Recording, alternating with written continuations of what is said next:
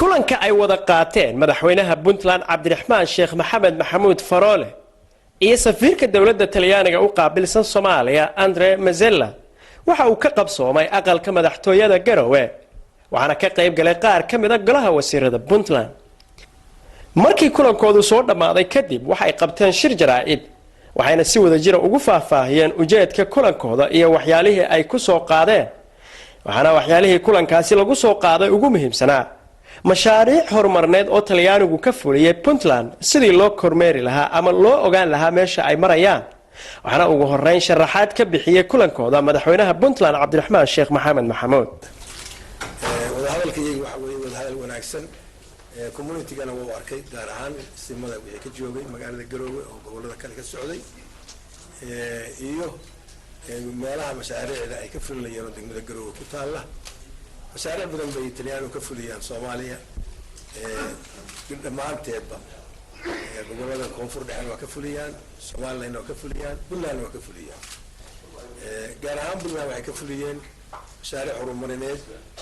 oo ay ugu weyn tahay mashruuca aeroportka Boosaaso iyo mashruuca dekeda Boosaaso iyadana loo sameeyay wadooyinka soo gala waxay kala maalgeliyeen dawladda Talyaaniga mashruucyo badan oo ay faa u dhiibeen oo qaarkood kalluumaysiin oo ay qaar laga wargeliyay qaarna xanaanada xoolaha yihiin oo gaalka ay laga hirgelinayo suuqa xoolaha iyo kawaanka iyo mashruuca muxuu ahaay ay oo kalluunka ah waxay kala ka hirgeliyeen idaacadda iyo raadiyaha Puntland iyo wax kale oo imaan doona haddii alla idmo min education-ka ay ka mid tahay perché i progetti che abbiamo messo